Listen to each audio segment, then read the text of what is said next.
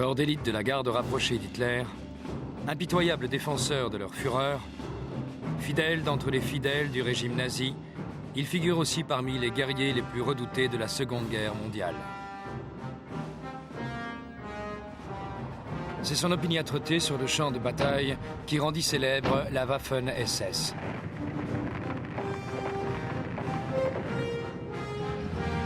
Pierre angulaire du système de défense des forces germaniques des fronts Est et Ouest, les hommes de cette unité de combat donnèrent bien souvent leur vie dans des batailles perdues d'avance.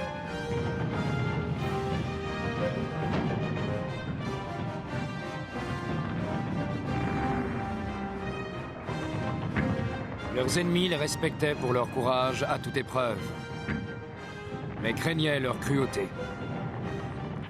D'après les survivants de la Waffen-SS, ils n'étaient que des soldats faisant leur devoir. Des rumeurs font à croire que des crimes atroces ont été commis dans les camps de concentration sous l'égide des SS. Mais cela n'avait rien à voir avec les hommes de la Waffen-SS qui, eux, remplissaient leurs devoirs sur les champs de bataille. Les SS ont acquis leur sinistre notoriété à travers de nombreux crimes diaboliques.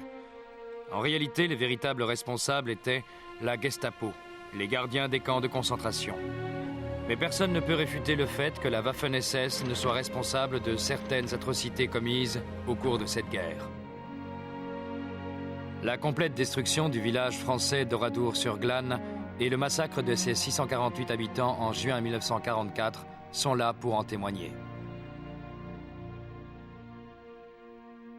Même si de nos jours, certains vétérans refusent de se rendre à l'évidence. Je faisais partie de la Waffen-SS durant le dernier conflit mondial et je n'ai jamais été témoin de crimes de guerre. Qui étaient ces hommes capables à la fois d'actes héroïques et barbares?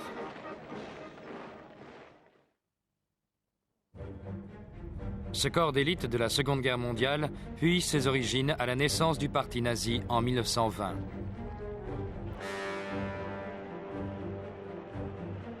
L'Allemagne payait le prix de sa défaite de 1918. La République de Weimar s'attaquait aux problèmes causés par le traité de paix draconien imposé par les forces alliées. Le paiement massif des dettes de guerre handicapait sévèrement le pays. Il en résulta une inflation galopante et un chômage endémique. Les heurts étaient fréquents entre les deux camps situés à l'extrémité de l'échiquier politique. D'un côté, les communistes, et de l'autre, Adolf Hitler et les nazis. Afin de protéger leurs orateurs au cours des rassemblements, les nazis créèrent en 1922 la section d'assaut, ou SA, très vite connue sous le nom des chemises brunes, couleur de leur uniforme. Ernst Röhm, chef de la SA, met sur pied en 1923 une unité spécialement destinée à la protection rapprochée d'Hitler.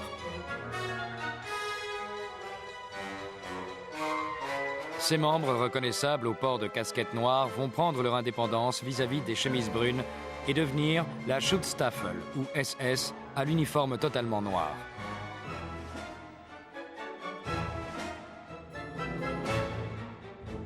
Heinrich Himmler, compagnon de la première heure d'Hitler, s'empare du commandement des SS. Cette unité ne représentait pas encore grand-chose face aux 60 000 chemises brunes.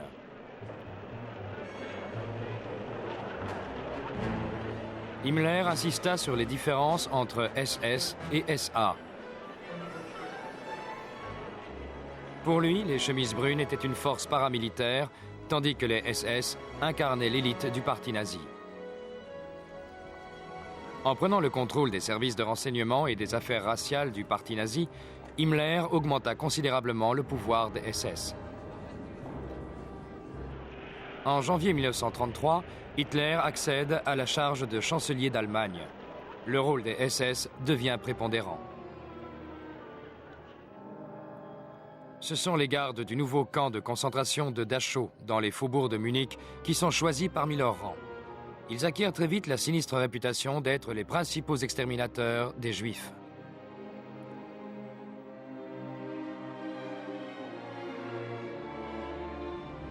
En 1936, les SS s'emparent du contrôle de la Gestapo, police secrète fondée en 1933 par Hermann Göring. Dès cet instant, Himmler maîtrise tout l'appareil répressif du régime nazi. En plus, le nouveau Führer ordonne la formation d'une unité spéciale de SS, appelée la SS Leibstandart Adolf Hitler. Les membres de cette garde rapprochée sont issus en majeure partie du corps des SS lui-même. La garde personnelle Hitler officiait à la chancellerie du Reich ainsi qu'à Berchtesgaden, le lieu de retraite favori du Führer dans les Alpes bavaroises.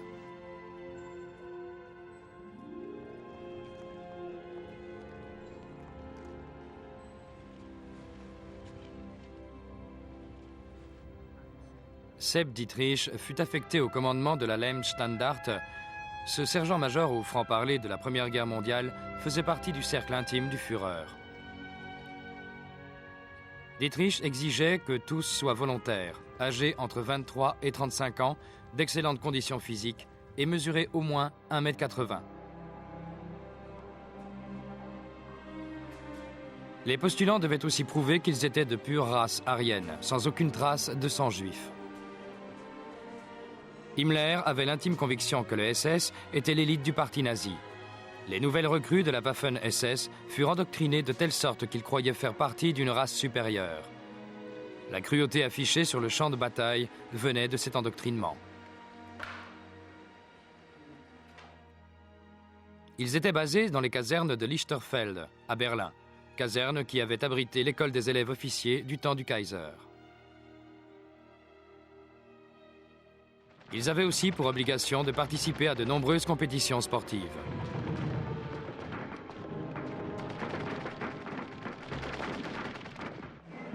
La Leibstandart s'enorgueillit de procéder à une sélection drastique suivie d'entraînements militaires de haut niveau.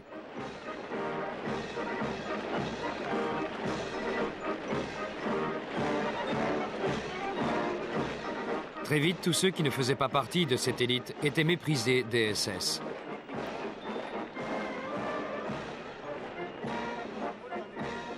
En dépit de l'expansion des SS, la SA demeura une unité majeure très importante. Ernst Röhm va même jusqu'à déclarer que Hitler donnerait sa prééminence aux chemises brunes pour la défense du Reich. Hitler décide que Röhm devient une menace.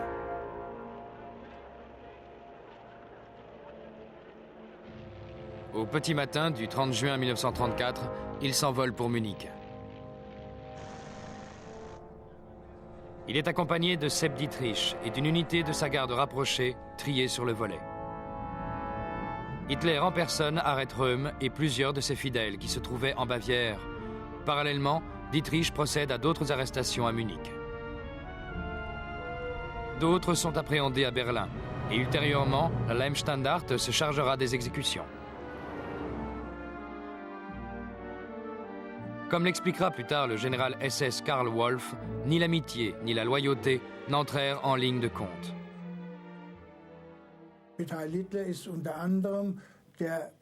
Nous étions très amis. Très souvent, nous dînions ensemble à Berlin. Parmi eux, le comte von Spretich, adjoint personnel de Röhm. Il approuva la prise de position de son supérieur, tout comme celle de Himmler. À Hitler furent ses derniers mots.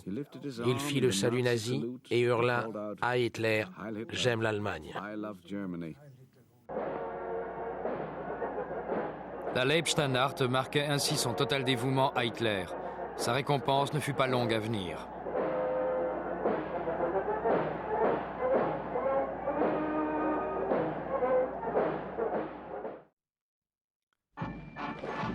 En effet, une fois les chemises brunes de Röhm décapitées, Hitler remercie les SS en leur accordant une importante expansion.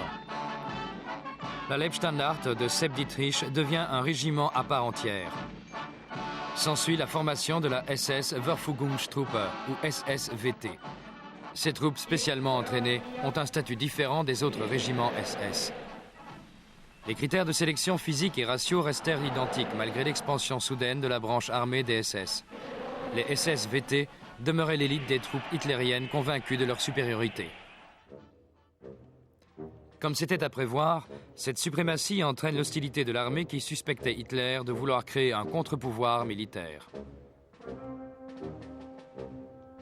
La véritable intention de celui-ci, en cas de guerre, était d'intégrer les SS-VT dans l'armée, et ce, en tant que division complète.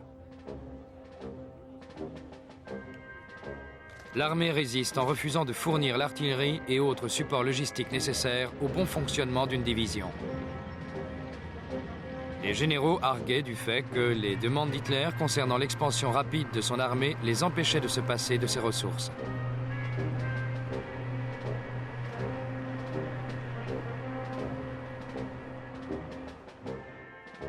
L'armée néanmoins forma les SS-VT. Elle permit aussi le transfert de certains de ses officiers afin de tirer profit de l'efficacité sur le plan militaire de ces derniers. Le chevronné Paul Hausser devient responsable du corps des inspecteurs de la Waffen-SS. Félix Steiner, administrateur éducatif de l'armée, accepte lui un poste identique.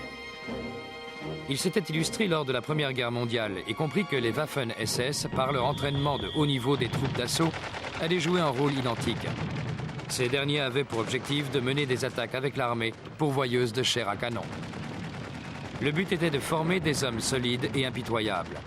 Hausser et Steiner réussirent brillamment dans leur entreprise. Les événements sont là pour en témoigner. Le revers de la médaille fut que les hommes de la Waffen-SS n'avaient plus aucune considération pour la vie humaine, et ce, aussi bien vis-à-vis de leurs proches que de leurs ennemis. Les atrocités commencèrent, entachant la réputation de la Waffen-SS. En mars 1938, l'annexion de l'Autriche et à l'automne de la même année l'attaque des Sudètes en Tchécoslovaquie furent menées sous la conduite de différentes unités de SS-VT, et ce, en dépit des suspicions de l'armée. Le fiasco britannique et français lors du démembrement de la Tchécoslovaquie encourage Hitler à envahir la Pologne. Les SS-VT tiennent leur premier combat.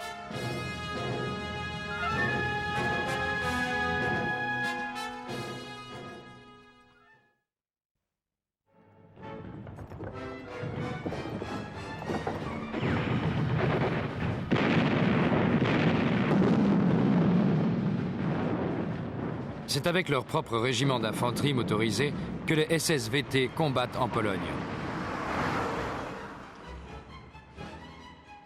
La progression des troupes de Sepp Dietrich retient toute l'attention d'Hitler. Ce dernier va même jusqu'à noter Sepp sur la carte d'état-major lors des réunions quotidiennes à la chancellerie. Malgré la victoire éclair de l'Allemagne sur la Pologne, l'armée considère que le comportement des SS-VT laisse à désirer. En effet, leurs unités ne faisaient pas de quartier et avaient une fâcheuse tendance à incendier les villages sans se soucier des civils.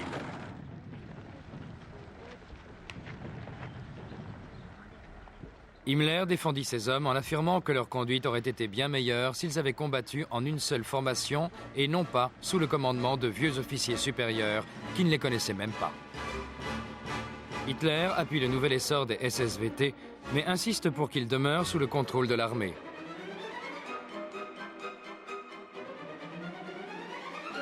Le régiment de la Leibstandarte resta indépendant tandis que les autres étaient regroupés en une division séparée.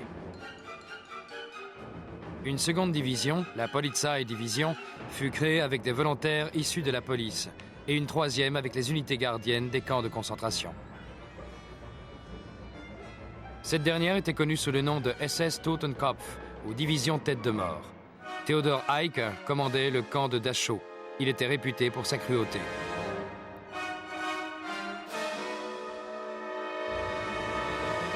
En s'agrandissant, les SS-VT prennent une nouvelle appellation, la Waffen, ou armée SS, élément séparé des forces armées allemandes.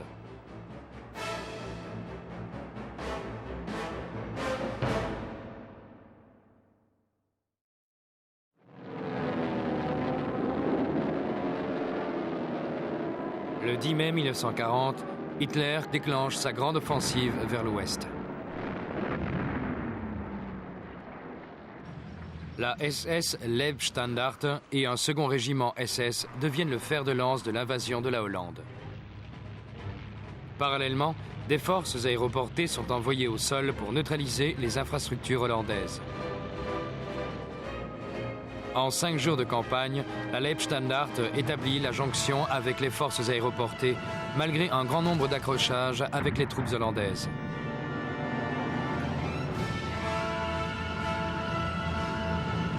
Cependant, la blessure du général Kurt Student à Rotterdam, commandant les forces aéroportées, se révèle être un incident malheureux. Il suspecta un SS à la gâchette un peu facile de l'avoir blessé, malgré les dénégations énergiques de la Leibstandarte. C'est ainsi que la percée à travers les Ardennes, grâce au Panzer, et l'attaque sur les berges de la Meuse se déroulèrent sans la Waffen-SS.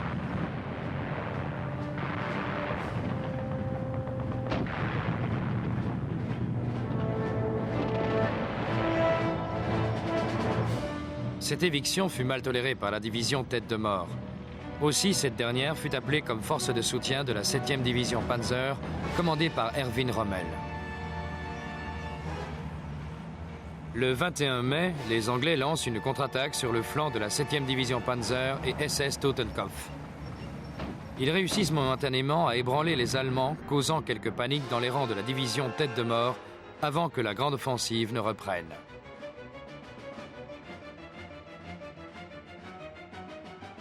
Les troupes anglaises et françaises sont bloquées dans le port de Dunkerque.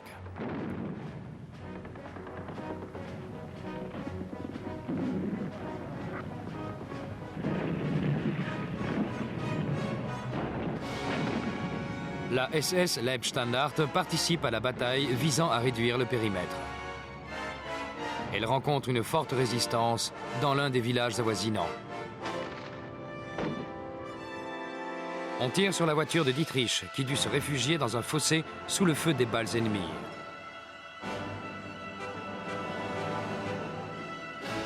Ce n'est qu'à la nuit tombée que le village est totalement investi.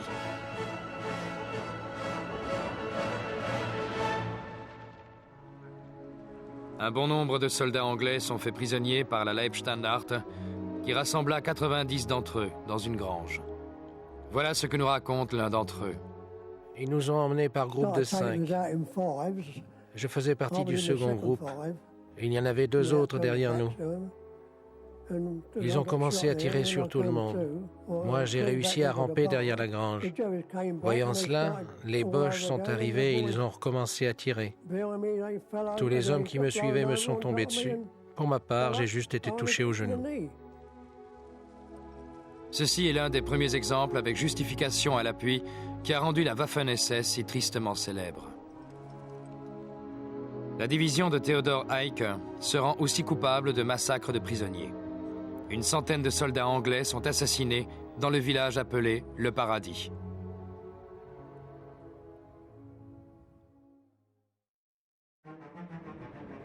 Pour célébrer sa victoire sur le front de l'Ouest, Hitler prononce un discours triomphateur à l'Opéra de Berlin le 19 juillet.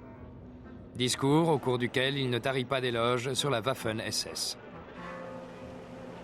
Aucun doute sur les résultats, mais la soumission aveugle et les lavages de cerveau idéologiques faisaient des soldats de la Waffen-SS des hommes se souciant peu de leur propre vie et prêts à exterminer des prisonniers.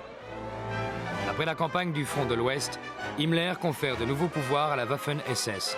Mais l'armée est inquiète qu'on lui ravisse des recrues.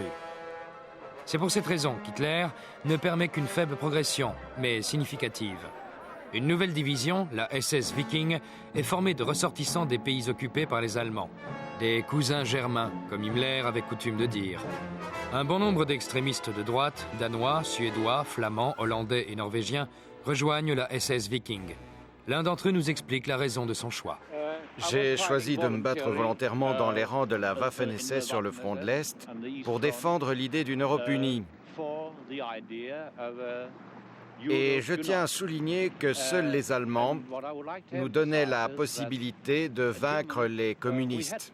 Nous ne pouvions pas le faire seuls, mais par contre, avec les Allemands, cela était possible. En avril 1941, la division SS Das Reich et la Leibstandarte envahissent la Yougoslavie et la Grèce. Au cours de cette campagne, ces 2 unités se distinguèrent dans une de ces actions caractéristiques, mettant en valeur l'esprit combatif de la Waffen-SS et sa volonté de se prouver qu'elle était meilleure que l'armée. Commandant une compagnie, Klingenberg emmène ses hommes au pas de charge vers Belgrade, capitale de la Yougoslavie, afin d'y devancer le Großdeutschland régiment.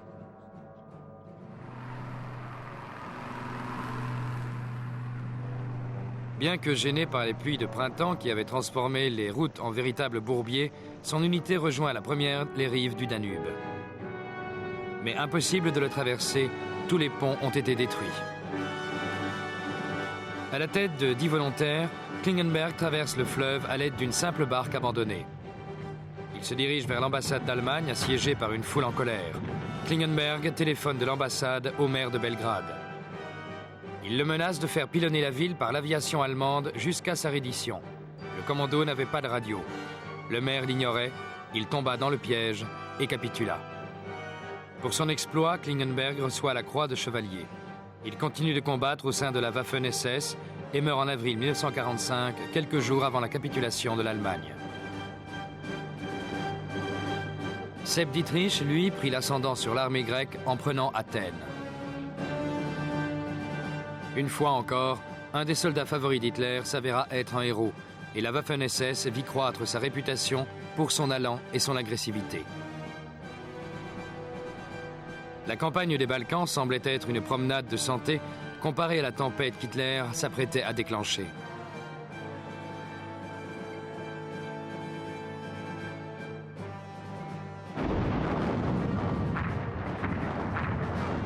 Le 22 juin 1941, il lance l'opération Barbarossa.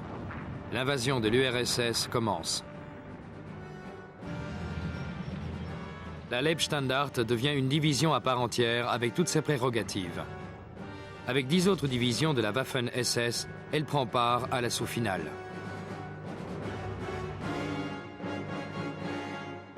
Nous assistons à la mise en œuvre de toute l'idéologie nazie.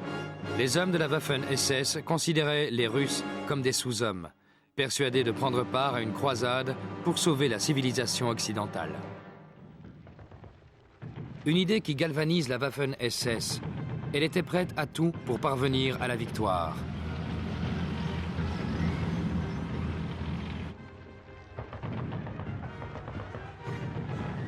Les généraux de l'armée allemande se mettent à reconnaître les qualités guerrières des SS dans une guerre qui nécessite plus de sauvagerie que de savoir-faire technique. La réputation de la Waffen-SS est ainsi liée à celle des autres unités SS, et tout particulièrement aux Einsatzgruppen, ou groupes d'extermination qui massacrèrent des milliers de juifs soviétiques. Beaucoup de volontaires venant des territoires occupés de l'Europe de l'Est ou de l'Ouest s'enrôlent dans la Waffen-SS avec l'idée de partir en croisade contre le communisme. On les connaît improprement sous le nom de Légion étrangère SS. On les disait parmi les soldats les plus impitoyables de la Waffen-SS. Le cas le plus typique est celui de Grelle, responsable avant la guerre du parti rexiste, parti d'extrême droite belge. Il soulève une légion wallonne et l'affilie à la Waffen-SS. Quant aux Flamands, ils seront versés dans la Légion viking. De Grelle emmène sa légion combattre en Russie. Hitler le décore personnellement de la croix de chevalier et lui dit une phrase qui reste célèbre. « Si j'avais un fils, j'aimerais qu'il vous ressemble. »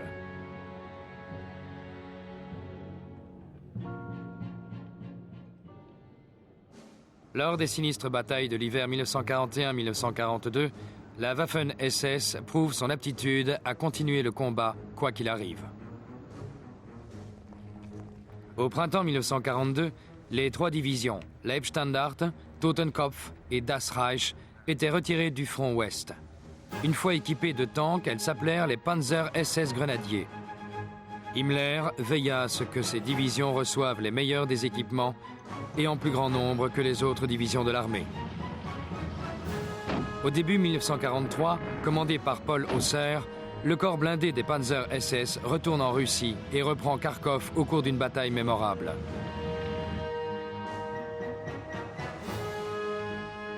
Sepp Dietrich s'y distingue tout particulièrement. Il reçoit les épées de sa croix de chevalier des mains d'Hitler, ainsi qu'1 million de marques de récompense. Réputée pour son acharnement dans les combats qu'elle mène toujours avec vaillance, la Waffen-SS devient une force armée redoutable. Les commandants de l'armée l'emploient comme brigade de choc. Ils envoient ces divisions aux endroits cruciaux du champ de bataille, sachant très bien dans leur fort intérieur qu'elles feront pencher la balance. Bien que l'obéissance restât la clé de voûte de la Waffen-SS, les relations entre les hommes et les officiers sont moins protocolaires que dans l'armée, plus sincères et basées sur le respect mutuel. La nature impitoyable qui caractérisait les troupes d'Hitler s'amplifiait à vue d'œil. Elles ne firent pas de quartier dans les batailles acharnées du front de l'Est. En retour, les SS ne s'attendaient pas à beaucoup de clémence de la part des Russes s'ils étaient faits prisonniers. Ne jamais se rendre fut leur devise et le carnage continua. Il n'y a aucune unité SS dans l'armée allemande lorsque cette dernière est encerclée et capitule devant Stalingrad au début de 1943.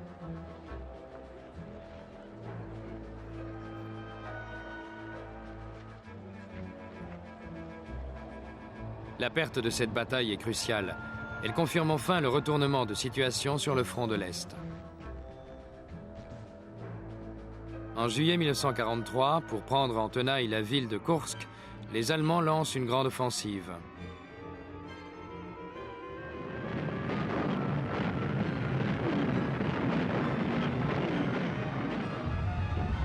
La Waffen-SS est restructurée en 4 corps d'armée, environ 12 divisions. Presque toutes participent à la plus grande et la plus âpre bataille de tanks de l'histoire.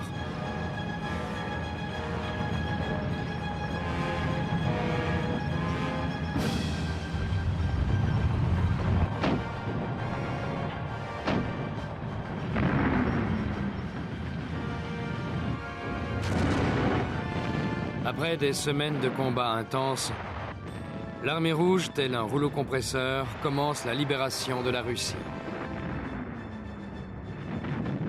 Les troupes germaniques sont sur la défensive.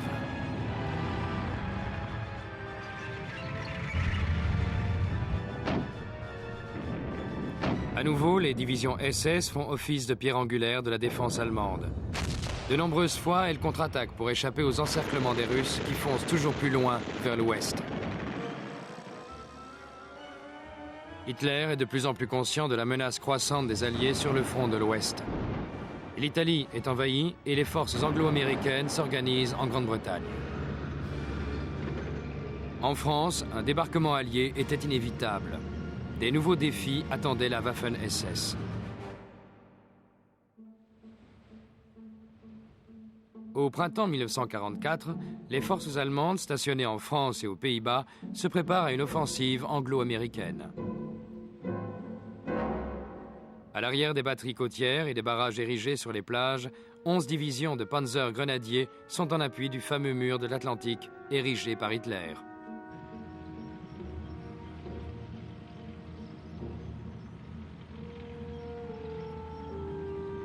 Quatre d'entre elles étaient des divisions de la Waffen-SS. La division Das Reich se trouve dans le sud de la France. La 17e division des Panzers Grenadiers SS dans la vallée de la Loire. Après une dure bataille, la Leibstandarte restaure son équipement en Belgique. La 12e division SS Panzer Division Hitler-Jugend est cantonnée à l'ouest de Paris. Comme son nom l'indique, cette division comprend des jeunes gens âgés de 17 à 18 ans, issus des jeunesses hitlériennes, endurcis par des officiers et sous-officiers expérimentés.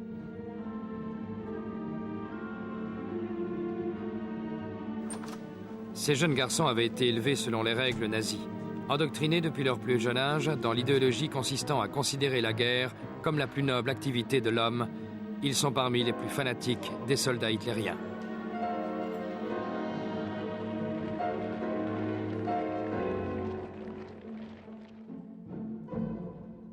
Le premier corps de SS Panzer de Sepp-Dietrich commande 3 des 4 divisions.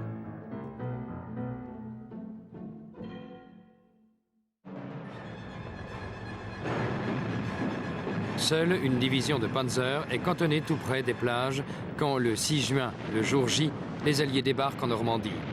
Ces unités sont trop dispersées pour contrecarrer les premiers assauts des troupes ennemies. Seul Hitler pouvait donner aux divisions Panzer l'autorisation de manœuvrer. Cette nuit-là, Hitler s'endort très tard et personne n'ose le réveiller. Ce n'est qu'en début d'après-midi que la Hitlerjugend reçoit l'ordre de se déployer. Ces troupes entrent en action le soir du jour J+1. Au lieu de contre-attaquer pour rejeter à la mer les Alliés, les jeunesses hitlériennes se retrouvent acculées en défense.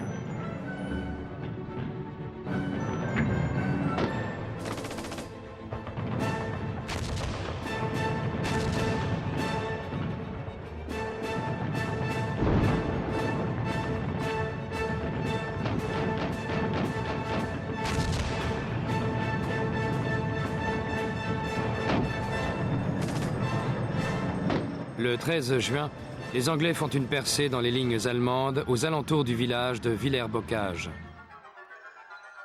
Déjà décoré de la croix de chevalier pour sa campagne en Russie, le lieutenant SS Michael Wittmann accomplit un exploit devenu un modèle du genre dans la Waffen-SS. Il supervisait l'entretien de ses 5 chars Tigre dans un bois lorsqu'il avisa une colonne de véhicules britanniques circulant sur la route qui serpente le long de la colline de Villers-Bocage. Voyant qu'il venait de s'arrêter, il saute dans son tank, le met en position et fait feu sur la colonne. En quelques minutes, 25 véhicules britanniques sont hors d'usage.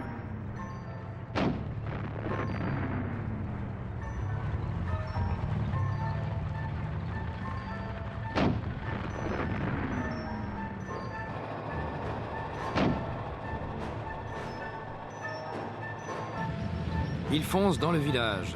Un tank anglais de type Cromwell est en embuscade et lui tire dessus pratiquement à bout portant. Par miracle, seul le Tigre est mis hors d'usage.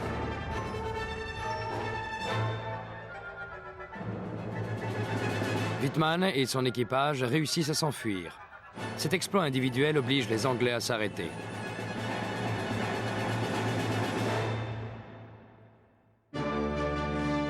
Parallèlement, les jeunesses hitlériennes s'impliquent dans une opiniâtre défense de la ville de Caen.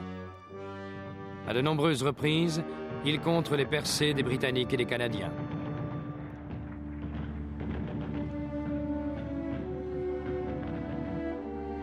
Fritz Witt, leur fougueux commandant, est tué dès le début de la bataille.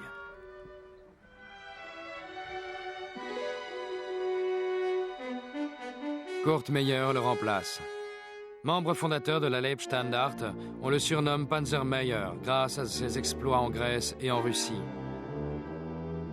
En dépit de leur force décroissante, Meyer et ses jeunes soldats continuent le combat et s'attirent un grand respect autant de la part de leurs partisans que de leurs ennemis. Les divisions de la Waffen-SS combattent courageusement en Normandie. Tout comme en Russie, elles firent étalage de leur barbarie. Au moins à 2 occasions, ils tuèrent de sang-froid des soldats canadiens.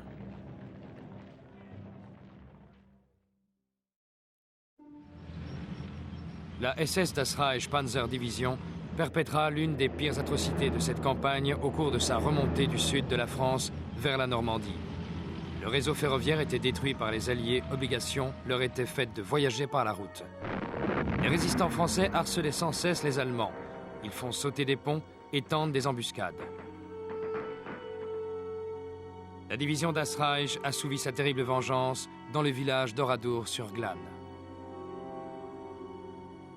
Les troupes de la Waffen-SS rassemblèrent les villageois et incendièrent leurs maisons.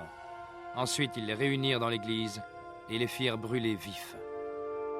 Au total, 648 civils français massacrés de façon atroce. Pour beaucoup, le massacre d'Oradour-sur-Glane contribua à dénoncer les déclarations d'après-guerre visant à faire passer les hommes de la Waffen-SS comme des soldats ordinaires, nullement impliqués dans ces atrocités. Les ruines lugubres de ce village français prouvent encore le contraire.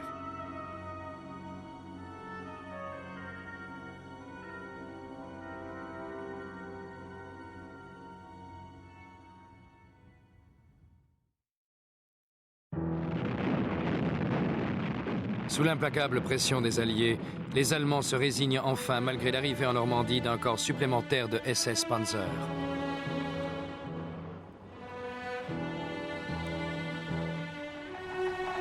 Leur armée se replie en ordre dispersé en direction de l'Est à travers la France. Dans le même temps, la Waffen-SS perd un grand nombre de ses commandants. Panzermeyer est grièvement blessé et fait prisonnier. Michael Wittmann, le héros du village de Villers-Bocage, est tué.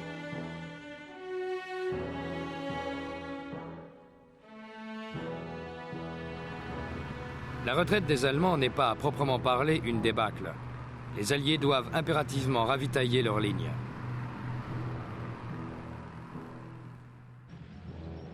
En effet, à la fin de la première semaine de septembre, leur progression est pratiquement stoppée.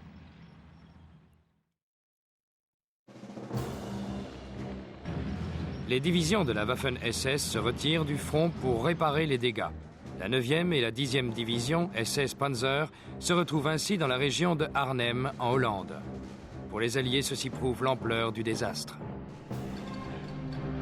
Le 17 septembre 1944, ils lancent une grande opération aéroportée pour prendre de court les Allemands dans ce qui reste leur dernier bastion naturel, le Rhin. Ils s'emparent des ponts enjambant les voies navigables hollandaises.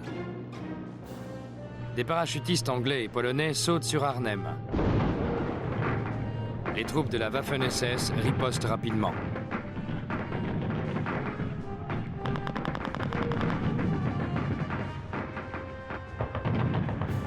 Elles resserrent leur emprise sur les troupes aéroportées pendant une longue semaine de durs combats. Elles vont même jusqu'à les forcer à se rendre.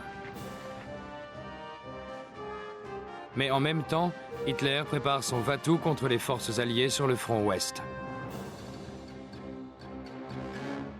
Cela consistait en une contre-offensive massive à travers les Ardennes belges. Cette opération avait pour but de créer une scission entre les Anglais et les Américains. Deux armées composées essentiellement de divisions de la Waffen-SS allaient être les fers de lance de cette attaque. Sepp Dietrich commandait l'une d'entre elles. La bataille commence le 16 décembre 1944.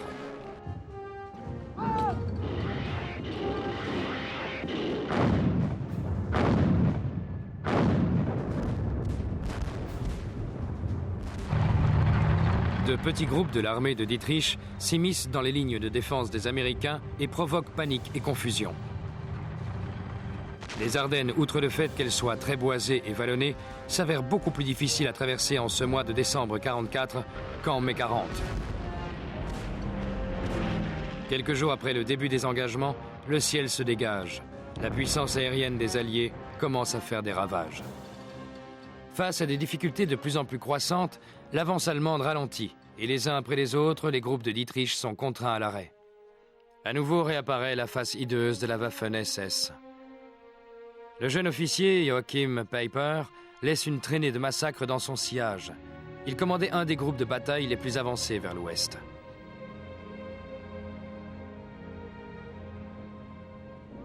Les hommes de Peiper exterminèrent des civils belges.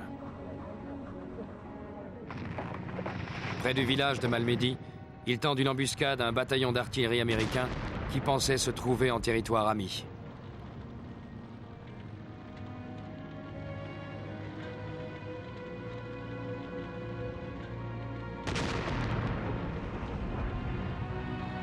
Sans pitié, ils tirent sur les véhicules de tête et de queue afin de piéger le reste du convoi. Au dire de ces hommes, peu d'entre eux échappent au carnage.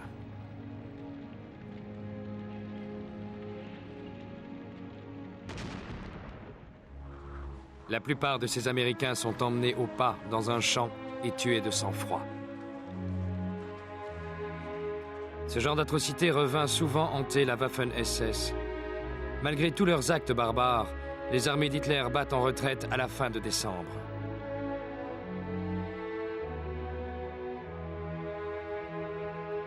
Son dernier va-tout sur le front ouest a échoué. Une fois encore, Hitler doit se retrouver sur le front de l'Est, où l'armée rouge se tient prête à pénétrer sur le sol allemand. Il va se jouer le dernier acte du drame entre la Waffen-SS et le régime qu'ils avaient si loyalement servi.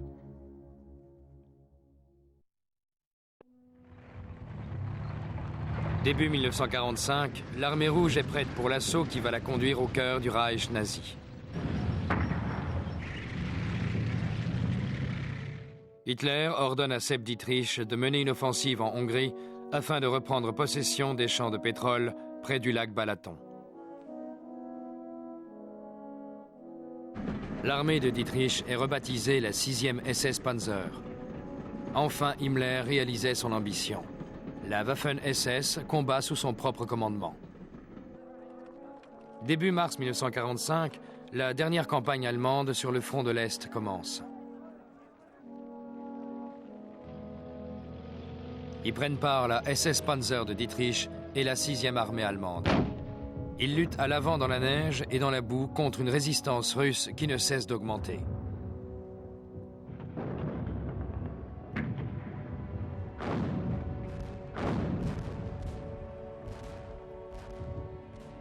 En moins d'une semaine, l'attaque est stoppée.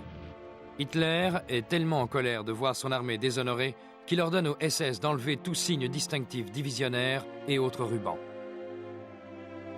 Mais loyaux à leur devise « Mon honneur et ma fidélité », les divisions de la Waffen-SS continuèrent à se battre bien que les Russes et les Alliés soient sur le point d'anéantir le Troisième Reich.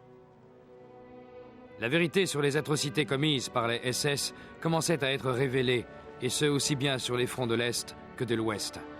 L'occupation des camps d'extermination renforça cette vérité. Les troupes alliées horrifiées essayèrent de distinguer les responsabilités de ceux qui portaient l'insigne SS. À l'Ouest, les Alliés se heurtent à de petites poches de résistants SS fanatiques. Mais cela ne peut changer en rien le cours des événements. À l'Est, les survivants de la 6e armée SS Panzer ne peuvent empêcher l'entrée des Russes dans Vienne.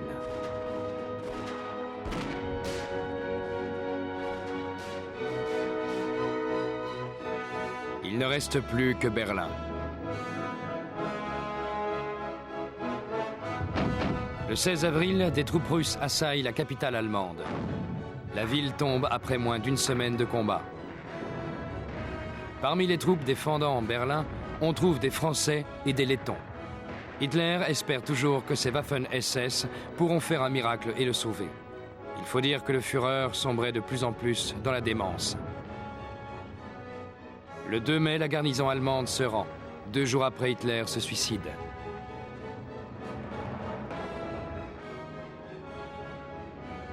Les survivants de l'armée SS choisissent de se soumettre aux Alliés plutôt qu'aux Russes, parce qu'ils savaient bien que ces derniers ne feraient pas de quartier.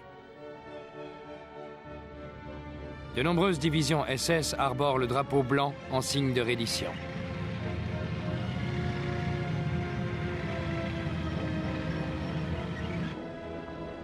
Tous les SS sont rassemblés et subissent un interrogatoire particulier.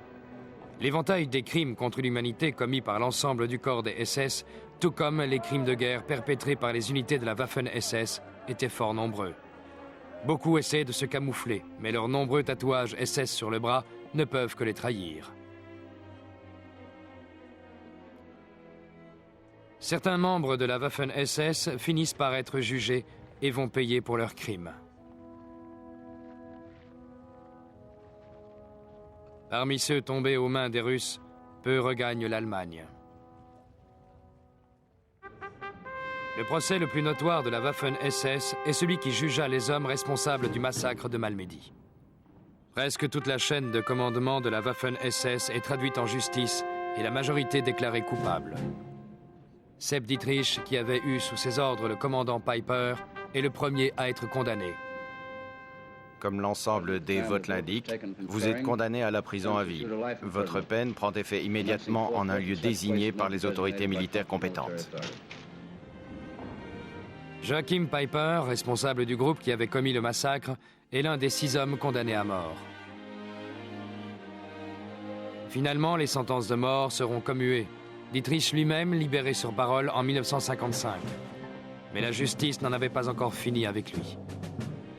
2 ans après, il est traduit en justice devant une cour de l'Allemagne de l'Ouest pour sa participation à la nuit des longs couteaux en 1934. Il est condamné à une peine de prison plus lourde, mais relâché 15 mois après pour raison de santé. Pour lui et pour bon nombre de ceux qui avaient combattu sous ses ordres, on dissimule la cruelle réalité des crimes commis. Nous avons passé tout notre temps sur le front. Nous étions des troupes de combattants. On ne savait pas ce qui se passait derrière les lignes. Nous étions des soldats, juste de simples soldats. Contre toute attente, le gouvernement de l'Allemagne de l'Ouest est de cet avis. Tout comme aux autres soldats, il accorde en 1950 des pensions de guerre aux vétérans SS pour service rendu à la patrie. Les autorités aident également ceux qui ont combattu dans la Waffen-SS à former leur propre association, la JAG, qui se perpétue de nos jours. Ceci contraste vivement avec le sort réservé à des hommes tels que Léon de Grelle, qui avait combattu aux côtés de la Waffen-SS. Considéré comme traître, jamais il ne put retourner en Belgique. Il passa le reste de sa vie en Espagne. Celui qui personnifiait les soldats politiques d'Hitler, Sepp Dietrich, mourut dans son lit en avril 1966. Il fut enterré avec les honneurs de rigueur qui conviennent à un soldat qui servit sa patrie avec honneur et mérite. Dietrich et ses camarades de la Waffen-SS firent tout pour reconquérir leur réputation. Ils gagnèrent le respect de leurs ennemis et l'admiration de leurs concitoyens grâce à leur farouche détermination à mener des combats, même désespérés. Ils étaient de véritables guerriers. Mais intoxiqués par l'idéologie, ils devinrent les serviteurs dévoués d'un régime diabolique. Leur réputation de valeureux soldats fut à jamais souillée par les atrocités qu'ils commirent en son nom.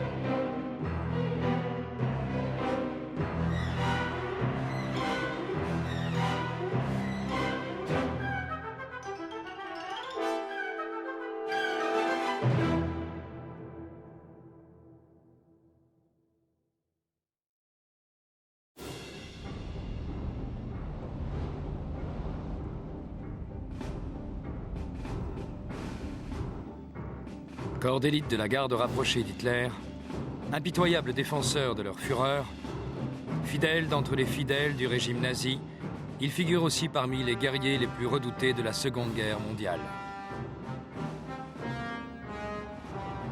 C'est son opiniâtreté sur le champ de bataille qui rendit célèbre la Waffen-SS.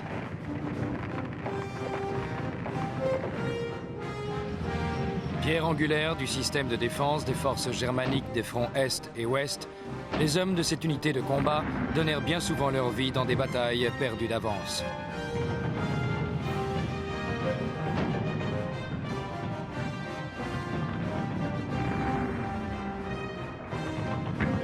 Leurs ennemis les respectaient pour leur courage à toute épreuve, mais craignaient leur cruauté. D'après les survivants de la Waffen-SS, ils n'étaient que des soldats faisant leur devoir. Des rumeurs font à croire que des crimes atroces ont été commis dans les camps de concentration sous l'égide des SS. Mais cela n'avait rien à voir avec les hommes de la Waffen-SS qui, eux, remplissaient leur devoir sur les champs de bataille. Les SS ont acquis leur sinistre notoriété à travers de nombreux crimes diaboliques. En réalité, les véritables responsables étaient la Gestapo, les gardiens des camps de concentration. Mais personne ne peut réfuter le fait que la Waffen-SS ne soit responsable de certaines atrocités commises au cours de cette guerre.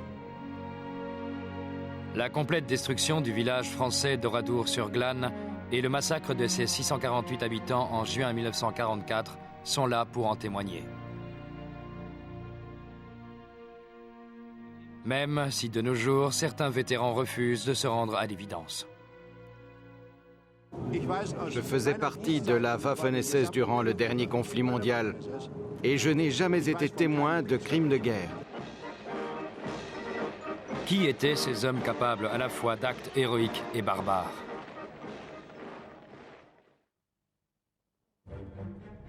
Ce corps d'élite de la Seconde Guerre mondiale puise ses origines à la naissance du parti nazi en 1920.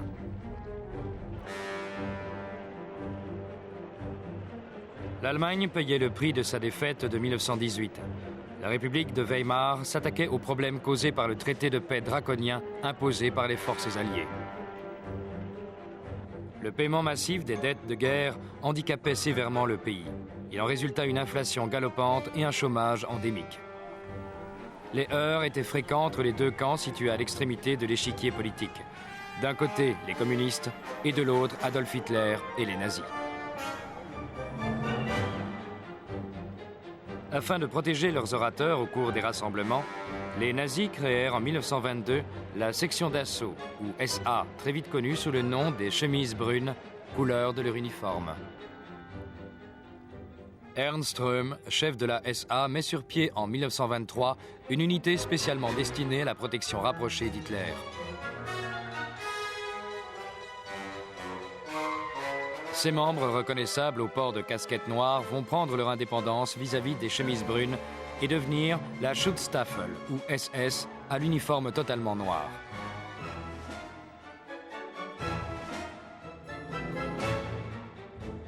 Heinrich Himmler, compagnon de la première heure d'Hitler, s'empare du commandement des SS. Cette unité ne représentait pas encore grand-chose face aux 60 000 chemises brunes.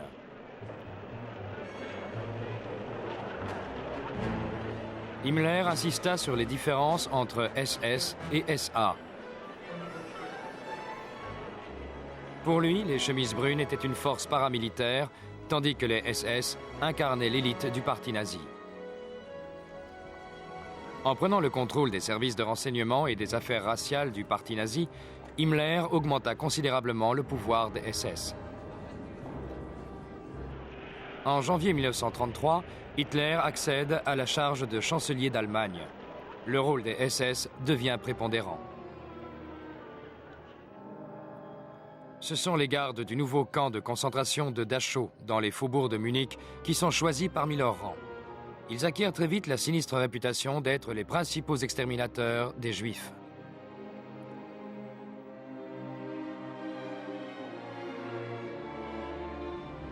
En 1936, les SS s'emparent du contrôle de la Gestapo, police secrète fondée en 1933 par Hermann Göring. Dès cet instant, Himmler maîtrise tout l'appareil répressif du régime nazi. En plus, le nouveau Führer ordonne la formation d'une unité spéciale de SS, appelée la SS Leibstandarte Adolf Hitler. Les membres de cette garde rapprochée sont issus en majeure partie du corps des SS lui-même. La garde personnelle Hitler officiait à la chancellerie du Reich ainsi qu'à Berchtesgaden, le lieu de retraite favori du Führer dans les Alpes bavaroises.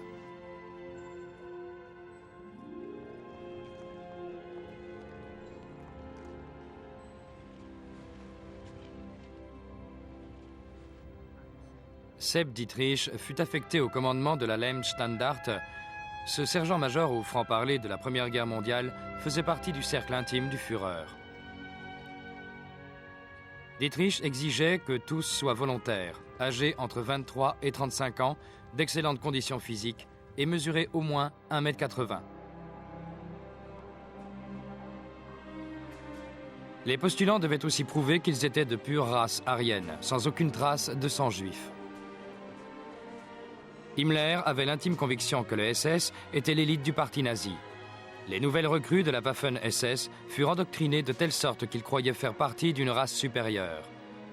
La cruauté affichée sur le champ de bataille venait de cet endoctrinement. Ils étaient basés dans les casernes de Lichterfeld, à Berlin, caserne qui avait abrité l'école des élèves officiers du temps du Kaiser. Ils avaient aussi pour obligation de participer à de nombreuses compétitions sportives.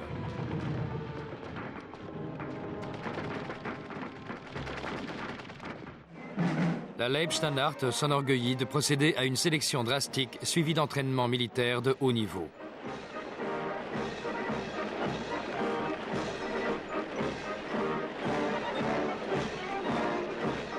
Très vite, tous ceux qui ne faisaient pas partie de cette élite étaient méprisés des SS.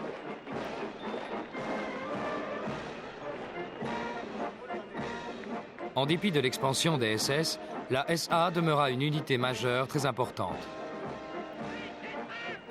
Ernst Röhm va même jusqu'à déclarer que Hitler donnerait sa prééminence aux chemises brunes pour la défense du Reich.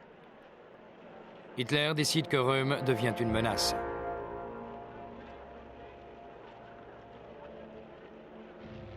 Au petit matin du 30 juin 1934, il s'envole pour Munich. Il est accompagné de Sepp Dietrich et d'une unité de sa garde rapprochée, triée sur le volet. Hitler en personne arrête Röhm et plusieurs de ses fidèles qui se trouvaient en Bavière. Parallèlement, Dietrich procède à d'autres arrestations à Munich. D'autres sont appréhendés à Berlin et ultérieurement, la Leibstandarte se chargera des exécutions. Comme l'expliquera plus tard le général SS Karl Wolff, ni l'amitié ni la loyauté n'entrèrent en ligne de compte.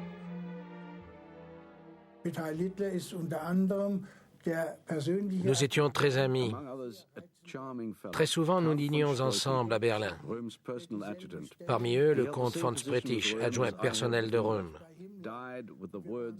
Il approuva la prise de position de son supérieur, tout comme celle de Himmler.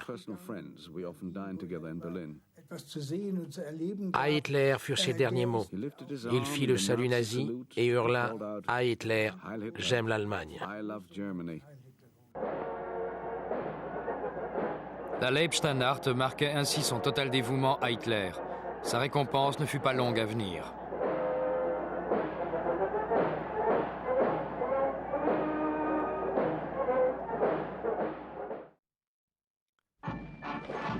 En effet, une fois les chemises brunes de Röhm décapitées, Hitler remercie les SS en leur accordant une importante expansion.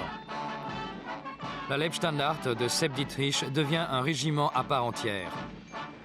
S'ensuit la formation de la SS Verfügungstruppe, ou SSVT. Ces troupes spécialement entraînées ont un statut différent des autres régiments SS.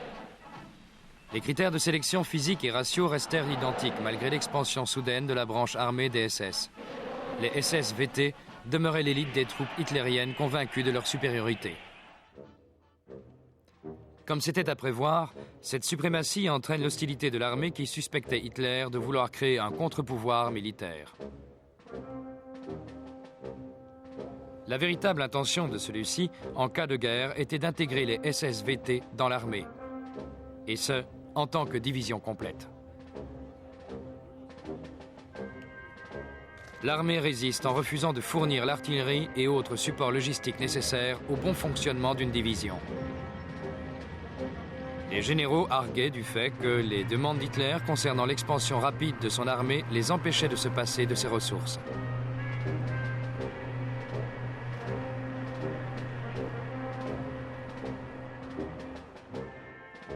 L'armée néanmoins forma les SSVT. Elle permit aussi le transfert de certains de ses officiers afin de tirer profit de l'efficacité sur le plan militaire de ces derniers. Le chevronné Paul Hausser devient responsable du corps des inspecteurs de la Waffen-SS. Félix Steiner, administrateur éducatif de l'armée, accepte lui un poste identique. Il s'était illustré lors de la Première Guerre mondiale et comprit que les Waffen-SS, par leur entraînement de haut niveau des troupes d'assaut, allaient jouer un rôle identique. Ces derniers avaient pour objectif de mener des attaques avec l'armée pourvoyeuse de chair à canon. Le but était de former des hommes solides et impitoyables. Hausser et Steiner réussirent brillamment dans leur entreprise. Les événements sont là pour en témoigner. Le revers de la médaille fut que les hommes de la Waffen-SS n'avaient plus aucune considération pour la vie humaine, et ce, aussi bien vis-à-vis de leurs proches que de leurs ennemis. Les atrocités commencèrent, entachant la réputation de la Waffen-SS. En mars 1938, l'annexion de l'Autriche et à l'automne de la même année l'attaque des Sudètes en Tchécoslovaquie furent menées sous la conduite de différentes unités de SSVT, et ce, en dépit des suspicions de l'armée.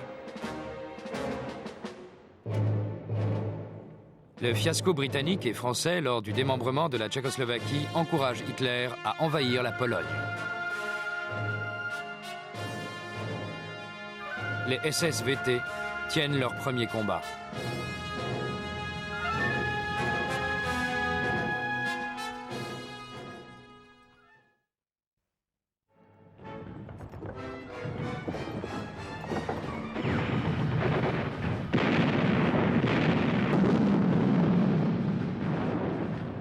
C'est avec leur propre régiment d'infanterie motorisée que les SSVT combattent en Pologne. La progression des troupes de Sepp Dietrich retient toute l'attention d'Hitler. Ce dernier va même jusqu'à noter Sepp sur la carte d'état-major lors des réunions quotidiennes à la chancellerie. Malgré la victoire éclair de l'Allemagne sur la Pologne, l'armée considère que le comportement des SSVT laisse à désirer. En effet, leurs unités ne faisaient pas de quartier et avaient une fâcheuse tendance à incendier les villages sans se soucier des civils.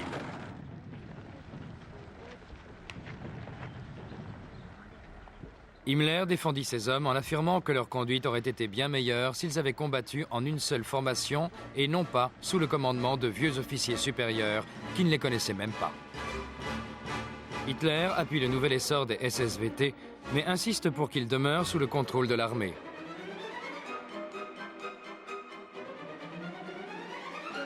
Le régiment de la Leibstandarte resta indépendant tandis que les autres étaient regroupés en une division séparée.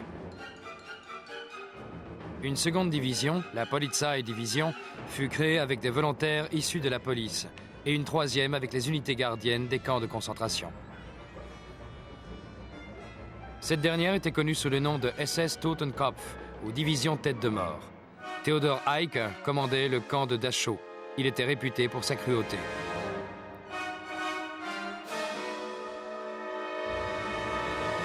En s'agrandissant, les SSVT prennent une nouvelle appellation, la Waffen, ou armée SS, élément séparé des forces armées allemandes.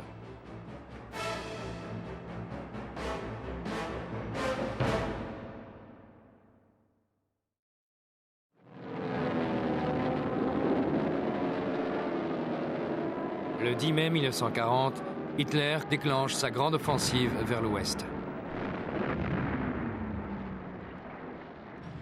La SS Leibstandarte et un second régiment SS deviennent le fer de lance de l'invasion de la Hollande. Parallèlement, des forces aéroportées sont envoyées au sol pour neutraliser les infrastructures hollandaises. En 5 jours de campagne, la Leibstandarte établit la jonction avec les forces aéroportées, malgré un grand nombre d'accrochages avec les troupes hollandaises.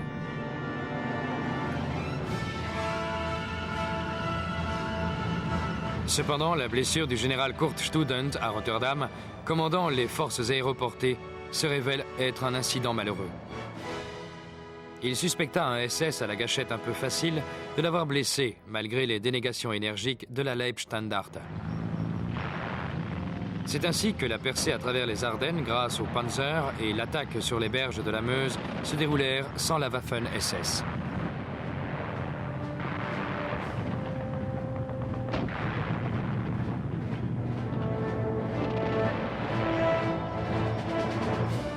Cette éviction fut mal tolérée par la division Tête de Mort. Aussi, cette dernière fut appelée comme force de soutien de la 7e division Panzer, commandée par Erwin Rommel. Le 21 mai, les Anglais lancent une contre-attaque sur le flanc de la 7e division Panzer et SS Totenkopf. Ils réussissent momentanément à ébranler les Allemands, causant quelques paniques dans les rangs de la division Tête de Mort, avant que la grande offensive ne reprenne.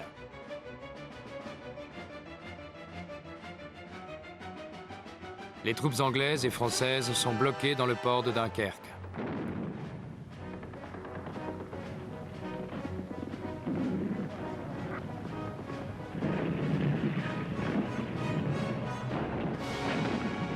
La SS Leibstandarte participe à la bataille visant à réduire le périmètre. Elle rencontre une forte résistance dans l'un des villages avoisinants. On tire sur la voiture de Dietrich, qui dut se réfugier dans un fossé sous le feu des balles ennemies.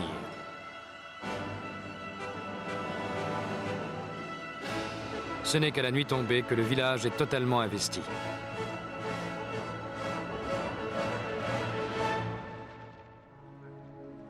Un bon nombre de soldats anglais sont faits prisonniers par la Leibstandarte, qui rassembla 90 d'entre eux dans une grange.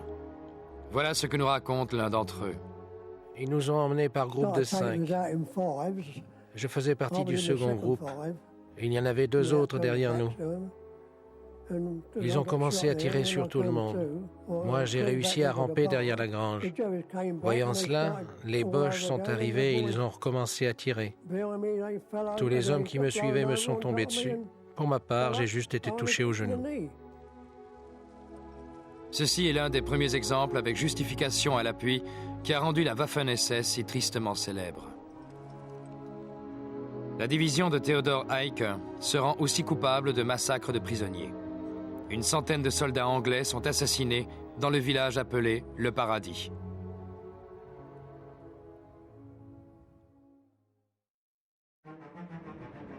Pour célébrer sa victoire sur le front de l'Ouest, Hitler prononce un discours triomphateur à l'Opéra de Berlin le 19 juillet.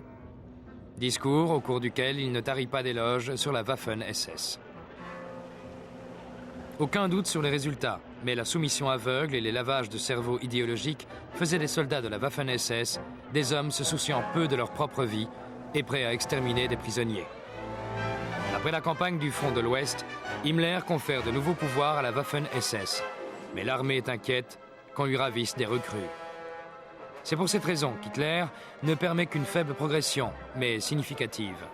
Une nouvelle division, la SS Viking, est formée de ressortissants des pays occupés par les Allemands, des cousins germains, comme Himmler avait coutume de dire. Un bon nombre d'extrémistes de droite, danois, suédois, flamands, hollandais et norvégiens, rejoignent la SS Viking. L'un d'entre eux nous explique la raison de son choix. J'ai choisi de me battre volontairement dans les rangs de la Waffen-SS sur le front de l'Est pour défendre l'idée d'une Europe unie. Et je tiens à souligner que seuls les Allemands nous donnaient la possibilité de vaincre les communistes. Nous ne pouvions pas le faire seuls, mais par contre, avec les Allemands, cela était possible. En avril 1941, la division SS Das Reich et la Leibstandarte envahissent la Yougoslavie et la Grèce. Au cours de cette campagne, ces 2 unités se distinguèrent dans une de ces actions caractéristiques mettant en valeur l'esprit combatif de la Waffen-SS et sa volonté de se prouver qu'elle était meilleure que l'armée.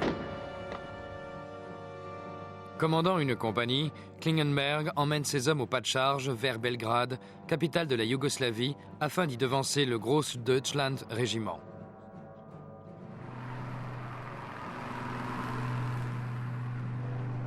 Bien que gêné par les pluies de printemps qui avaient transformé les routes en véritables bourbiers, son unité rejoint à la première les rives du Danube. Mais impossible de le traverser, tous les ponts ont été détruits. À la tête de 10 volontaires, Klingenberg traverse le fleuve à l'aide d'une simple barque abandonnée. Il se dirige vers l'ambassade d'Allemagne, assiégée par une foule en colère. Klingenberg téléphone de l'ambassade au maire de Belgrade. Il le menace de faire pilonner la ville par l'aviation allemande jusqu'à sa reddition. Le commando n'avait pas de radio. Le maire l'ignorait, il tomba dans le piège et capitula. Pour son exploit, Klingenberg reçoit la croix de chevalier. Il continue de combattre au sein de la Waffen-SS et meurt en avril 1945, quelques jours avant la capitulation de l'Allemagne. Sepp Dietrich, lui, prit l'ascendant sur l'armée grecque en prenant Athènes. Une fois encore, un des soldats favoris d'Hitler s'avéra être un héros, et la Waffen-SS vit croître sa réputation pour son allant et son agressivité.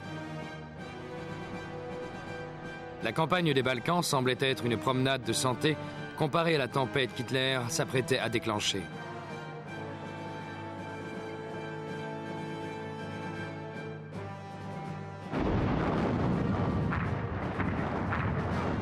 Le 22 juin 1941, il lance l'opération Barbarossa. L'invasion de l'URSS commence. La Leibstandarte devient une division à part entière avec toutes ses prérogatives. Avec 10 autres divisions de la Waffen-SS, elle prend part à l'assaut final.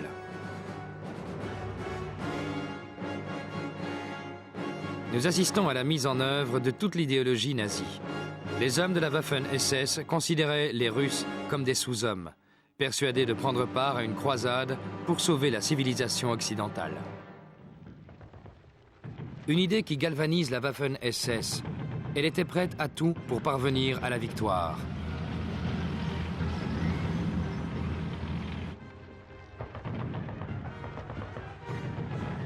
Les généraux de l'armée allemande se mettent à reconnaître les qualités guerrières des SS dans une guerre qui nécessite plus de sauvagerie que de savoir-faire technique. La réputation de la Waffen-SS est ainsi liée à celle des autres unités SS, et tout particulièrement aux Einsatzgruppen, ou groupes d'extermination qui massacrèrent des milliers de juifs soviétiques. Beaucoup de volontaires venant des territoires occupés de l'Europe de l'Est ou de l'Ouest s'enrôlent dans la Waffen-SS avec l'idée de partir en croisade contre le communisme. On les connaît improprement sous le nom de Légion étrangère SS. On les disait parmi les soldats les plus impitoyables de la Waffen-SS.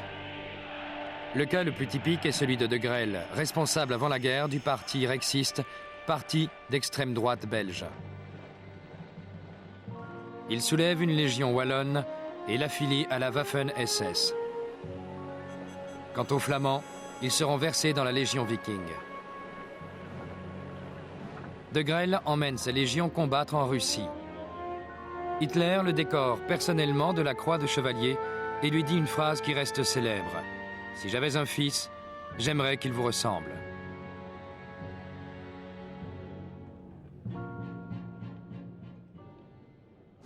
Lors des sinistres batailles de l'hiver 1941-1942, la Waffen-SS prouve son aptitude à continuer le combat, quoi qu'il arrive. Au printemps 1942, les 3 divisions, Leibstandarte, Totenkopf et Das Reich, étaient retirées du front ouest. Une fois équipées de tanks, elles s'appelèrent les Panzer SS Grenadiers. Himmler veilla à ce que ces divisions reçoivent les meilleurs des équipements et en plus grand nombre que les autres divisions de l'armée. Au début 1943, commandé par Paul Hausser, le corps blindé des Panzer SS retourne en Russie et reprend Kharkov au cours d'une bataille mémorable.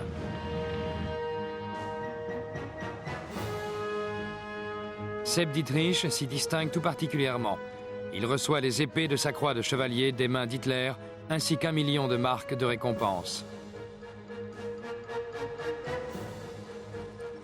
Réputée pour son acharnement dans les combats qu'elle mène toujours avec vaillance, la Waffen-SS devient une force armée redoutable. Les commandants de l'armée l'emploient comme brigade de choc. Ils envoient ces divisions aux endroits cruciaux du champ de bataille, sachant très bien dans leur fort intérieur qu'elles feront pencher la balance. Bien que l'obéissance restât la clé de voûte de la Waffen-SS, les relations entre les hommes et les officiers sont moins protocolaires que dans l'armée, plus sincères et basées sur le respect mutuel. La nature impitoyable qui caractérisait les troupes d'Hitler s'amplifiait à vue d'œil. Elles ne firent pas de quartier dans les batailles acharnées du front de l'Est. En retour, les SS ne s'attendaient pas à beaucoup de clémence de la part des Russes s'ils étaient faits prisonniers. Ne jamais se rendre fut leur devise et le carnage continua. Il n'y a aucune unité SS dans l'armée allemande lorsque cette dernière est encerclée et capitule devant Stalingrad au début de 1943.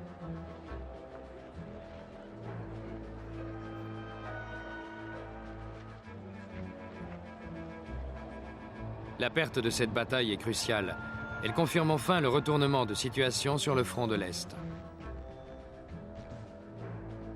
En juillet 1943, pour prendre en tenaille la ville de Kursk, les Allemands lancent une grande offensive.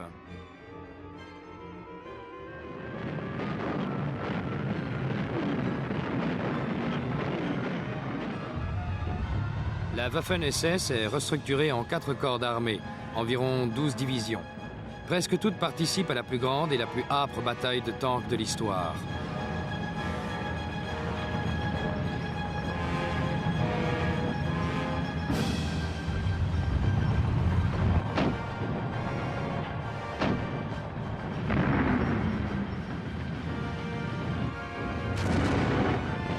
Après des semaines de combats intenses, l'armée rouge, tel un rouleau compresseur, commence la libération de la Russie. Les troupes germaniques sont sur la défensive.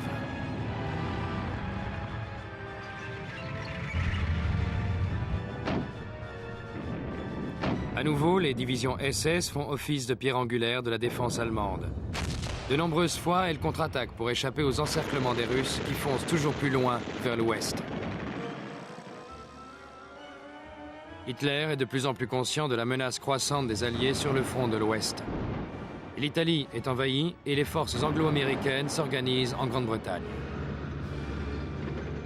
En France, un débarquement allié était inévitable. Des nouveaux défis attendaient la Waffen-SS. Au printemps 1944, les forces allemandes stationnées en France et aux Pays-Bas se préparent à une offensive anglo-américaine. À l'arrière des batteries côtières et des barrages érigés sur les plages, 11 divisions de panzers grenadiers sont en appui du fameux mur de l'Atlantique érigé par Hitler.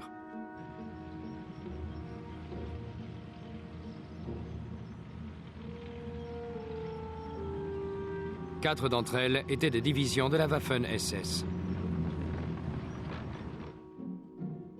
La division Das Reich se trouve dans le sud de la France. La 17e division des Panzers Grenadiers SS dans la vallée de la Loire. Après une dure bataille, la Leibstandarte restaure son équipement en Belgique. La 12e division SS Panzer Division Hitler-Jugend est cantonnée à l'ouest de Paris. Comme son nom l'indique, cette division comprend des jeunes gens âgés de 17 à 18 ans, issus des jeunesses hitlériennes, endurcis par des officiers et sous-officiers expérimentés.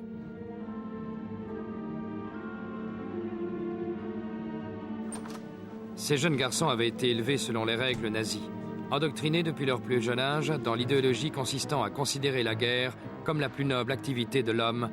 Ils sont parmi les plus fanatiques des soldats hitlériens.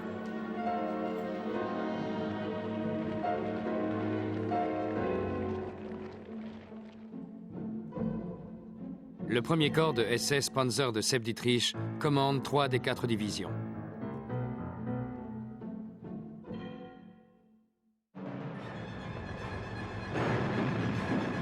Seule une division de Panzer est cantonnée tout près des plages quand, le 6 juin, le jour J, les Alliés débarquent en Normandie. Ces unités sont trop dispersées pour contrecarrer les premiers assauts des troupes ennemies.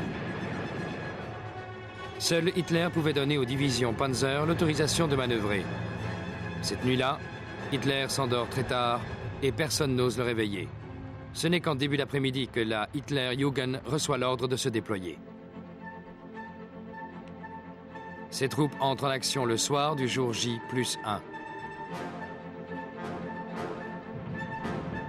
Au lieu de contre-attaquer pour rejeter à la mer les Alliés, les jeunesses hitlériennes se retrouvent acculées en défense.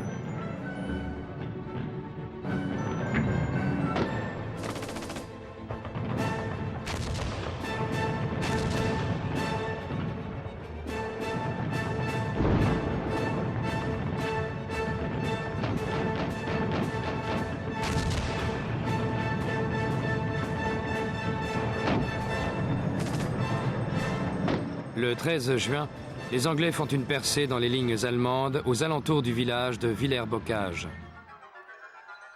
Déjà décoré de la croix de chevalier pour sa campagne en Russie, le lieutenant SS Michael Wittmann accomplit un exploit devenu un modèle du genre dans la Waffen-SS.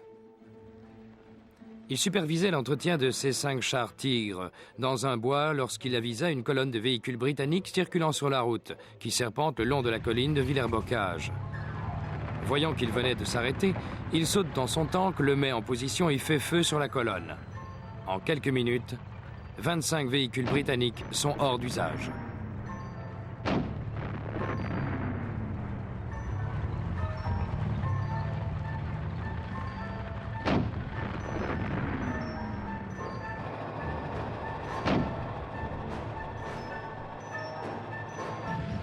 Ils foncent dans le village. Un tank anglais de type Cromwell est en embuscade et lui tire dessus pratiquement à bout portant. Par miracle, seul le Tigre est mis hors d'usage.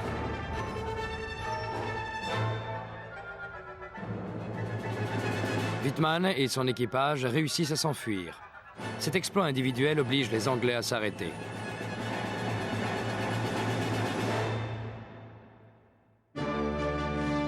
Parallèlement, les jeunesses hitlériennes s'impliquent dans une opiniâtre défense de la ville de Caen. À de nombreuses reprises, ils contrent les percées des Britanniques et des Canadiens.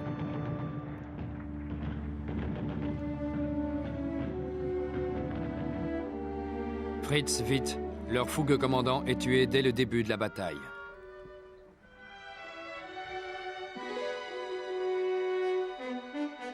Kurt Meyer le remplace. Membre fondateur de la Leibstandart, on le surnomme Panzer Meyer grâce à ses exploits en Grèce et en Russie. En dépit de leur force décroissante, Meyer et ses jeunes soldats continuent le combat et s'attirent un grand respect autant de la part de leurs partisans que de leurs ennemis. Les divisions de la Waffen-SS combattent courageusement en Normandie. Tout comme en Russie, elles firent étalage de leur barbarie. Au moins à 2 occasions, ils tuèrent de sang-froid des soldats canadiens.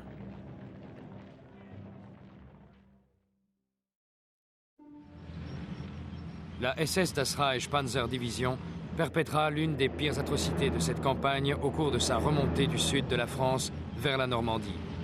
Le réseau ferroviaire était détruit par les Alliés, obligation leur était faite de voyager par la route. Les résistants français harcelaient sans cesse les Allemands. Ils font sauter des ponts et tentent des embuscades. La division Das Reich assouvit sa terrible vengeance dans le village d'Oradour-sur-Glane. Les troupes de la Waffen-SS rassemblèrent les villageois et incendièrent leurs maisons.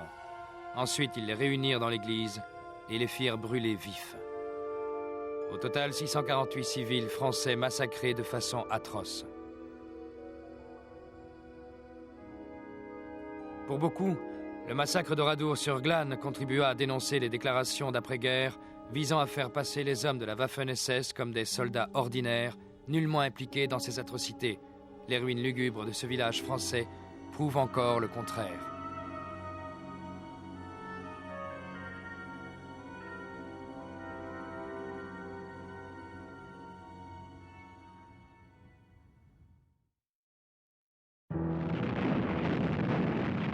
Sous l'implacable pression des Alliés, les Allemands se résignent enfin malgré l'arrivée en Normandie d'un corps supplémentaire de SS Panzer.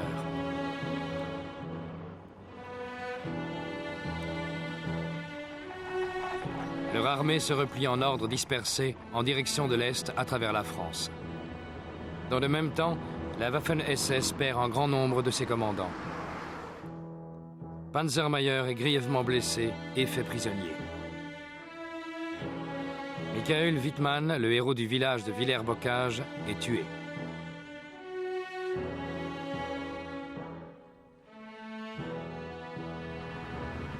La retraite des Allemands n'est pas à proprement parler une débâcle.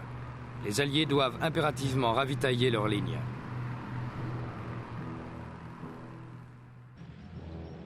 En effet, à la fin de la première semaine de septembre, leur progression est pratiquement stoppée.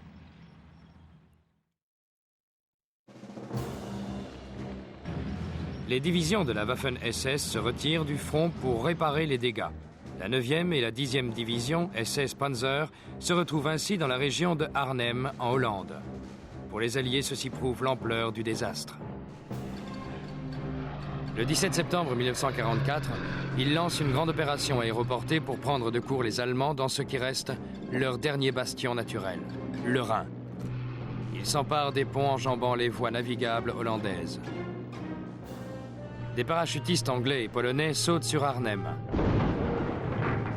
Les troupes de la Waffen-SS ripostent rapidement.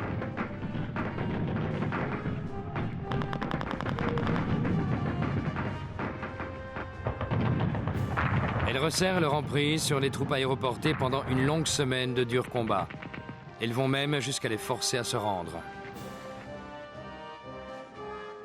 Mais en même temps, Hitler prépare son va-tout contre les forces alliées sur le front ouest. Cela consistait en une contre-offensive massive à travers les Ardennes belges. Cette opération avait pour but de créer une scission entre les Anglais et les Américains. Deux armées composées essentiellement de divisions de la Waffen-SS allaient être les fers de lance de cette attaque. Sepp Dietrich commandait l'une d'entre elles. La bataille commence le 16 décembre 1944.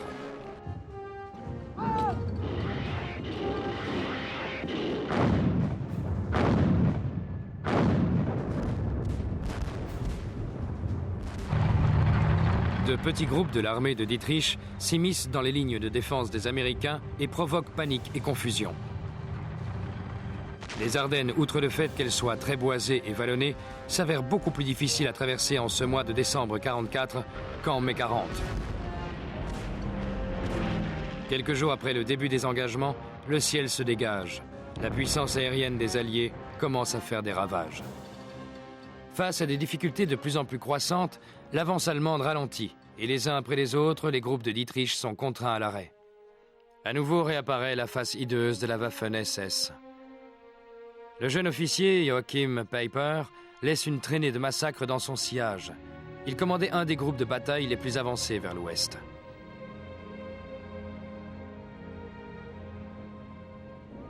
Les hommes de Peiper exterminèrent des civils belges. Près du village de Malmedy, il tend une embuscade à un bataillon d'artillerie américain qui pensait se trouver en territoire ami.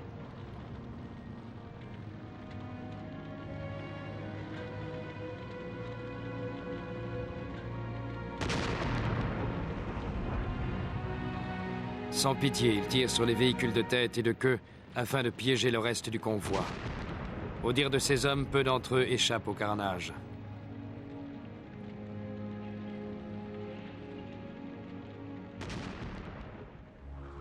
La plupart de ces Américains sont emmenés au pas dans un champ et tués de sang-froid. Ce genre d'atrocité revint souvent hanter la Waffen-SS. Malgré tous leurs actes barbares, les armées d'Hitler battent en retraite à la fin de décembre.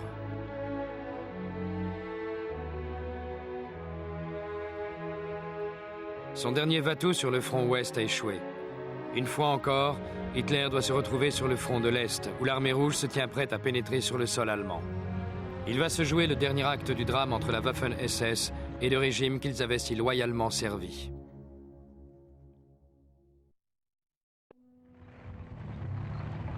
Début 1945, l'armée rouge est prête pour l'assaut qui va la conduire au cœur du Reich nazi. Hitler ordonne à Sepp Dietrich de mener une offensive en Hongrie afin de reprendre possession des champs de pétrole près du lac Balaton. L'armée de Dietrich est rebaptisée la 6e SS Panzer. Enfin, Himmler réalisait son ambition. La Waffen-SS combat sous son propre commandement. Début mars 1945, la dernière campagne allemande sur le front de l'Est commence. Y prennent part la SS Panzer de Dietrich et la 6e armée allemande. Ils luttent à l'avant dans la neige et dans la boue contre une résistance russe qui ne cesse d'augmenter.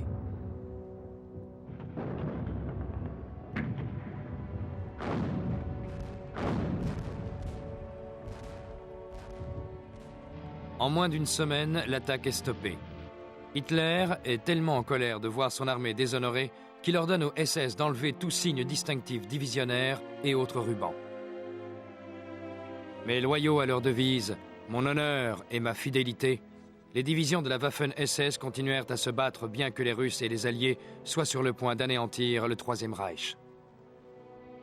La vérité sur les atrocités commises par les SS commençait à être révélée, et ce aussi bien sur les fronts de l'Est que de l'Ouest. L'occupation des camps d'extermination renforça cette vérité. Les troupes alliées horrifiées essayèrent de distinguer les responsabilités de ceux qui portaient l'insigne SS. À l'ouest, les Alliés se heurtent à de petites poches de résistants SS fanatiques. Mais cela ne peut changer en rien le cours des événements. À l'est, les survivants de la 6e armée SS Panzer ne peuvent empêcher l'entrée des Russes dans Vienne.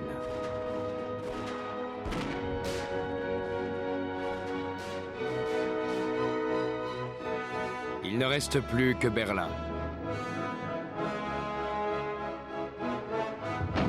Le 16 avril, des troupes russes assaillent la capitale allemande. La ville tombe après moins d'une semaine de combat. Parmi les troupes défendant Berlin, on trouve des Français et des Lettons. Hitler espère toujours que ses Waffen-SS pourront faire un miracle et le sauver. Il faut dire que le Führer sombrait de plus en plus dans la démence. Le 2 mai, la garnison allemande se rend. 2 jours après, Hitler se suicide.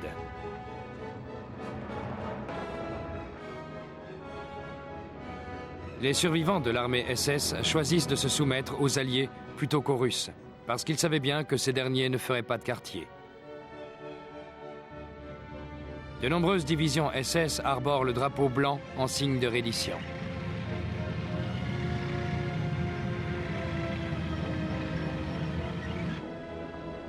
Tous les SS sont rassemblés et subissent un interrogatoire particulier. L'éventail des crimes contre l'humanité commis par l'ensemble du corps des SS, tout comme les crimes de guerre perpétrés par les unités de la Waffen-SS, étaient fort nombreux. Beaucoup essaient de se camoufler, mais leurs nombreux tatouages SS sur le bras ne peuvent que les trahir.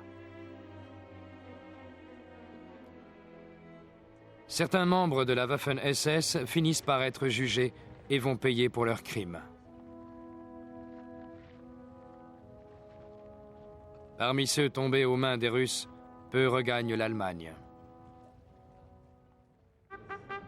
Le procès le plus notoire de la Waffen-SS est celui qui jugea les hommes responsables du massacre de Malmedy. Presque toute la chaîne de commandement de la Waffen-SS est traduite en justice et la majorité déclarée coupable. Sepp Dietrich, qui avait eu sous ses ordres le commandant Peiper, est le premier à être condamné. Comme l'ensemble des votes l'indiquent, vous êtes condamné à la prison à vie. Votre peine prend effet immédiatement en un lieu désigné par les autorités militaires compétentes. Joachim Peiper, responsable du groupe qui avait commis le massacre, est l'un des 6 hommes condamnés à mort. Finalement, les sentences de mort seront commuées. Dietrich lui-même libéré sur parole en 1955. Mais la justice n'en avait pas encore fini avec lui. 2 ans après, il est traduit en justice devant une cour de l'Allemagne de l'Ouest pour sa participation à la nuit des longs couteaux en 1934. Il est condamné à une peine de prison plus lourde, mais relâché 15 mois après pour raison de santé. Pour lui et pour bon nombre de ceux qui avaient combattu sous ses ordres, on dissimule la cruelle réalité des crimes commis. Nous avons passé tout notre temps sur le front. Nous étions des troupes de combattants. On ne savait pas ce qui se passait derrière les lignes. Nous étions des soldats, juste de simples soldats. Contre toute attente, le gouvernement de l'Allemagne de l'Ouest est de cet avis. Tout comme aux autres soldats, il accorde en 1950 des pensions de guerre aux vétérans SS pour service rendu à la patrie. Les autorités aident également ceux qui ont combattu dans la Waffen-SS à former leur propre association, la JAG, qui se perpétue de nos jours. Ceci contraste vivement avec le sort réservé à des hommes tels que Léon de Grelle, qui avait combattu aux côtés de la Waffen-SS. Considéré comme traître, jamais il ne put retourner en Belgique. Il passa le reste de sa vie en Espagne. Celui qui personnifiait les soldats politiques d'Hitler, Sepp Dietrich, mourut dans son lit en avril 1966. Il fut enterré avec les honneurs de rigueur qui conviennent à un soldat qui servit sa patrie avec honneur et mérite. Dietrich et ses camarades de la Waffen-SS firent tout pour reconquérir leur réputation. Ils gagnèrent le respect de leurs ennemis et l'admiration de leurs concitoyens grâce à leur farouche détermination à mener des combats, même désespérés. Ils étaient de véritables guerriers. Mais intoxiqués par l'idéologie, ils devinrent les serviteurs dévoués d'un régime diabolique. Leur réputation de valeureux soldats fut à jamais souillée par les atrocités qu'ils commirent en son nom.